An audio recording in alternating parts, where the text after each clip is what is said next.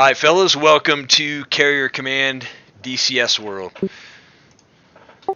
So, a little backstory for you guys. I'm assuming you read the brief on Discord. For those who don't know, this is based on the Carrier Command games from way back in the day. We're talking like pixels, 2D rendering. Man, what's it like Chuck Yeager or what Chuck Yeager's flight sim type stuff way back in the day, but still a great game. And then a recent one, Carrier Command 2, has come out. So to give you guys our backstory, this is a little different. It's kind of a sci-fi alternate universe. So it's the dystopian, not so far future of an alternate universe. You orbit above a key resource planet aboard an aging space station in cryogenic slumber. Suddenly, alarms sound, red lights flash, your epilepsy is triggered, and you are awakened. You will soon launch from the orbiting space station to take command of an amphibious assault drone ship tasked with the security of this planet. The planet is Telos. It is a 3 alpha classification oceanic resource planet, and note that its strategic resource class is critical. On that note, the aquatic planet hosts a highly strategic unmanned colony called Telos. The terrorist organization Stanza hijacked another drone carrier and is using it to try to destabilize the planet and gain control of its crucial resources. Stanza has used an unknown virus to turn most of the drone fleet against us, but we have gained control of one drone carrier using override protocols. We have no choice but to launch you to the planet in order to enact manual override procedures. You must take control of our last carrier and its assigned assets and use them to stop Stanza before it's too late. Good luck, pilot. You'll need it. Oh, I missed my blinking animation down there. Hold on, we got to see that again. I'm so proud of that. Oh, Jesus!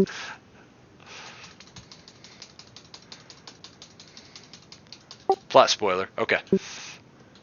Alright, so let's talk about the campaign mechanics. Good God.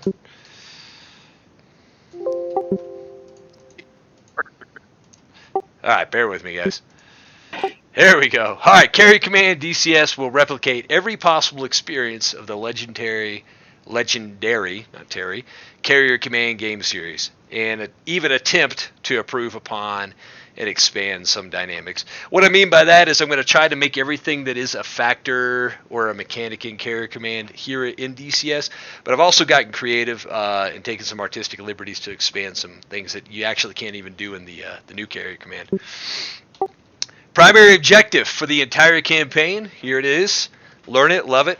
Locate and destroy the ACC Omega carrier, which has been hijacked by Stanza, the bastards.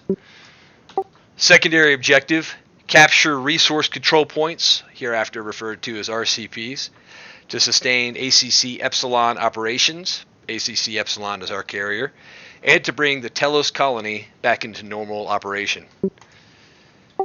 Alright, so there's an example of some of the resource control points on the right. So let's talk about the resource control point mechanic in Capture. There are over a dozen RCPs on planet Telos. Each RCP has an associated resource reward for the capture. The resource is found under the zone on the F10 map using the new handy markings. So if you guys look here at this example, each resource zone is given a phonetic alphabet identifier, so Stavros, Acheron, Magma, in no particular order. The box is the actual zone. So when we're fighting for control, that is what we're fighting for. Everything inside that box. Under it is what we will gain from capturing the zone. So if we were to take Magma, we will gain access to rocket pods and IR air-to-air missiles. For simplicity, rocket pod or IR AAMs covers anything in that category for any aircraft. So that would mean Fox 2s for anything we could get, rocket pods for anything we get. It's kind of a broad brush category just to make the campaign dynamics a little simpler to track. Commanders should consider the resource benefit prior to selecting an RCP for attack. Commander Rico has already done that. It sounds like he wants to go for Stavros first tonight. Is that correct, Rico? I want to hit Magma first, sir. Okay, Magma. Gotcha. All right, so yeah.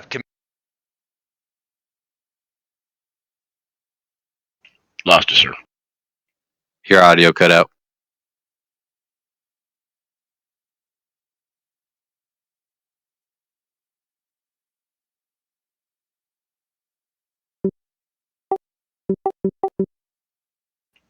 Yeah, we see the slide changing, but lost your audio.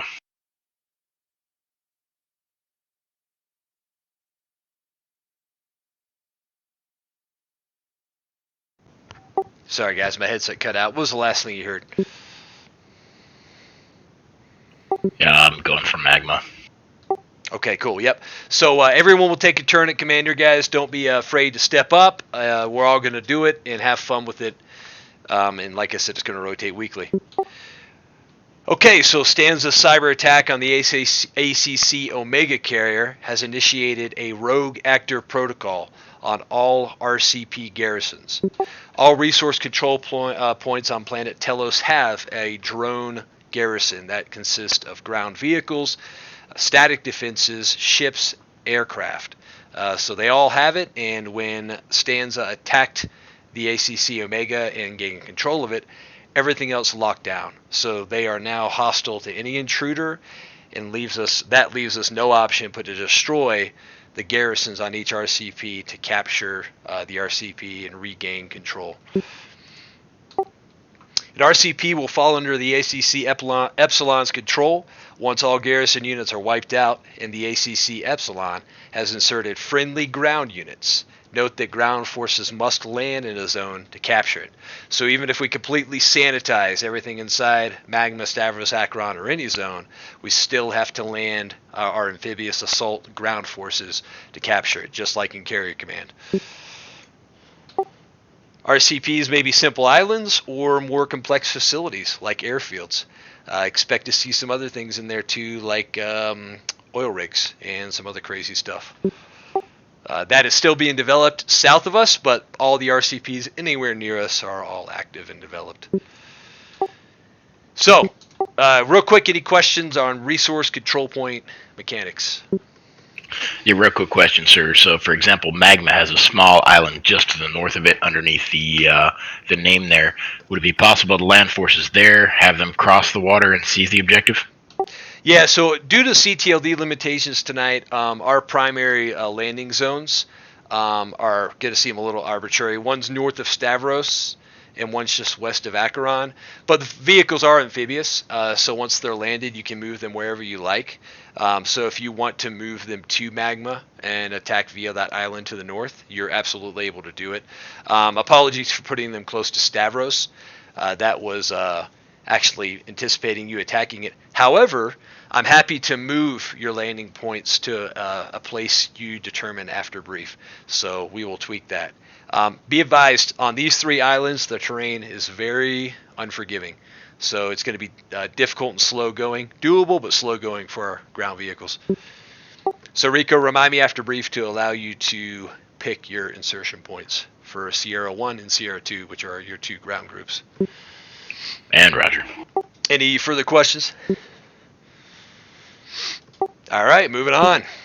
Okay, let's talk about drone ships. When the Rogue Actor Protocol was initiated, there were various drone ships scattered across Telos performing different tasks.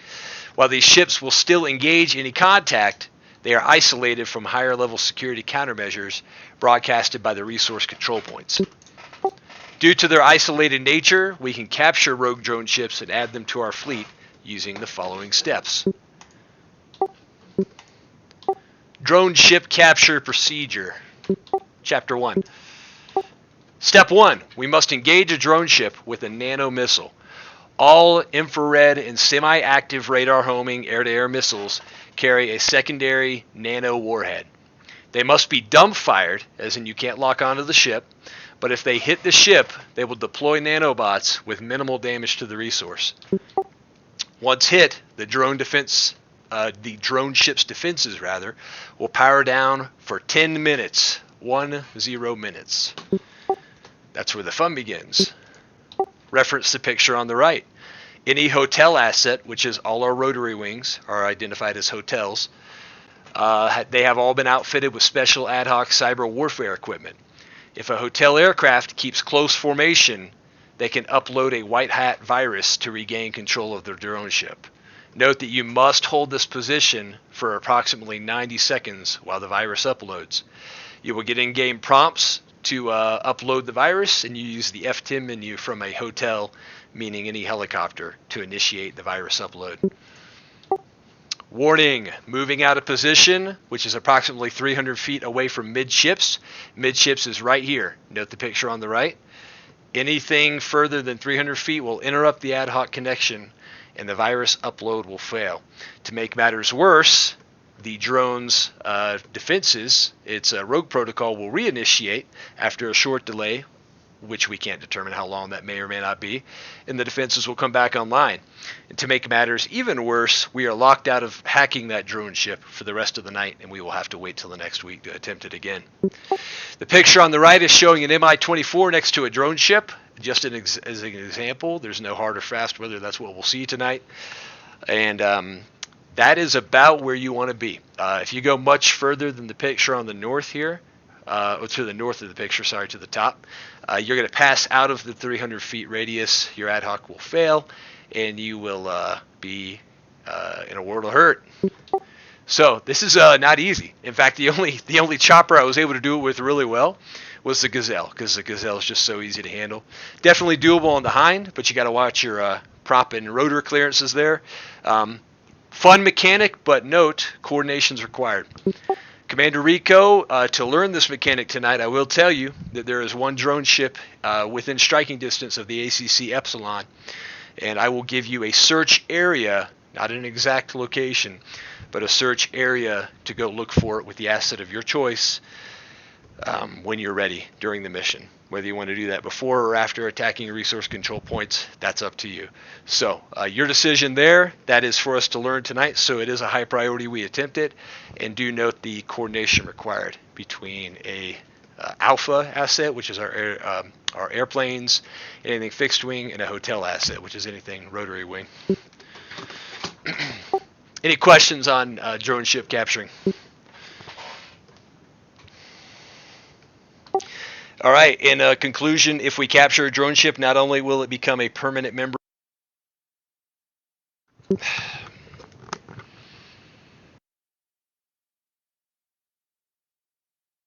Lost audio again. Yeah, we cut out after you started talking about permanent member. Sorry, guys, it's cut out again.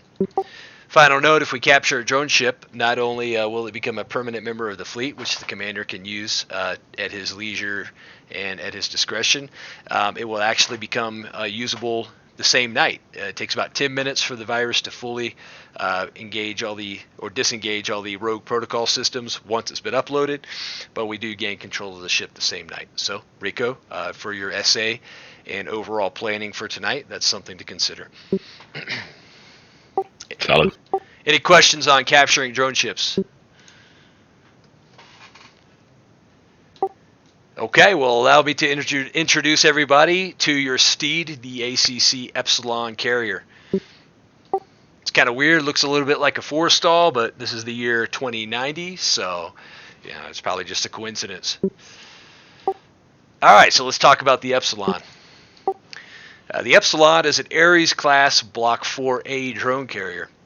Approximately 60 years ago, she was top of the line. However, the ACC Omega carrier was deployed on Telos to replace the EPSILON, and the ACC Omega is therefore more advanced, and that's the guy we're facing. We were able to use the aging system interface of the EPSILON to our advantage. She was designed as an optionally manned conversion drone carrier, so that has permitted your employer, the Drazu Industries Corporation, to land you via orbit drop pod for the Emperor on the EPSILON to initiate manual override control. The EPSILON is our one and only chance to defeat Stanza. Protect her at all costs. She may be an oldie, but she's a goodie. All right, let's initialize a defensive armament bit and see where the EPSILON is at. Close-in weapon systems, offline. Surface-to-air missiles, also offline. TACAN and ICLS, bummer, offline. She's a mess. Good news, guys. We can restore the EPSILON systems by capturing key RCPs. Keep an eye out for resource control points with a subsystem repair bonus. That'll be in addition to the unlocks for vehicles and such. All right, we're going to look at the carrier stockpile review real quick. I apologize in advance because this is just a little bit messy, but I am working on it. But this also gives our commander one of his first decisions for the week. So this will be cleaned up. Sorry about the lack of tidiness here, guys, but we're going to go over what the carrier has, and then we'll go into the barge mechanics here in a minute. So just a quick review, guys. Aboard the carrier, we have 18 total hangar slots. That will never change. The EPSILON will always have 18 max slots, so there will be decisions for the commanders here week to week. Do we want to bring aircraft from warehouse and send other aircraft back to it to store them? What 18 aircraft do we want? Because that means every mission night we will have a max of 18 lives, and that is enforced in game. So aboard tonight we have 4 A4Cs, 4 F-14Bs, 3 SA-342Ls, 3 SA-342Ms, 2 Mi-24s, 2 Mi-8s, making for 18 total airframes. For surface chassis, she can hold quite a bit more than 18. I haven't determined the final figure, still work in progress, but tonight we have 4 BTR-82s amphibious, 4 BMP-2s amphibious. For our weapons, the only freebie we get tonight is what your aircraft is initially loaded. That's what it was stored with, so that does not account against our stockpiles. But the only thing we have tonight is iron bombs, rocket pods, guided missiles. We are going to zero that out for this week. They're in the warehouse. We have 10. Now, we'll talk about the mechanic here in a minute, but we have a way of enforcing this in game, so bear that in mind, and what you're initially loaded out doesn't count against this. IR infrared air-to-air missiles, we have 10. We have 6 additional short-range, semi-active radar homing air-to-air missiles, no Fox 3s. And this column over here is what's in the warehouse. So note we do have a stockpile of some, but it's not going to last. Finally, 2 TGPs across all aircraft, that has to be shared, and 2 ECM pods across all aircraft, that has to be shared. Nothing in the stockpile. This sheet is going to grow, and you guys will gain access to it here in the next week. It'll be cleaned up. It will show all kinds of cool information, and it will be easier to understand. Sorry about its work in progress nature. Do bear in mind tonight that if you're flying one of these airframes and you die, when you come back, it is using one of the airframes stored on the carrier. So if you're in the A4 and you crash 3 times, that 4th time, that's your last A4. And if you die and lose that, you will not be able to spawn into an A4 again. Okay, let's talk about the stockpile. So let's talk about, guys. Let's talk about supply barge mechanics. All right, so each week the carrier commander must make 2 decisions for all our active supply barges. We start with just 1.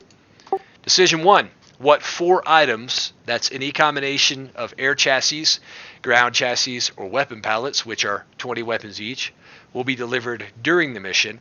Let me elaborate here. It has 4 slots, so you could bring, for example, an A4, an SA-342 of whatever, and then 2 weapon pallets. So let's say you brought an IR missile weapon pallet, that would be 20 IR missiles, and let's say an iron bomb weapon pallet, that would be 20 iron bombs.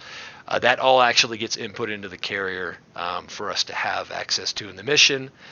So that's decision 1, that happens in the mission.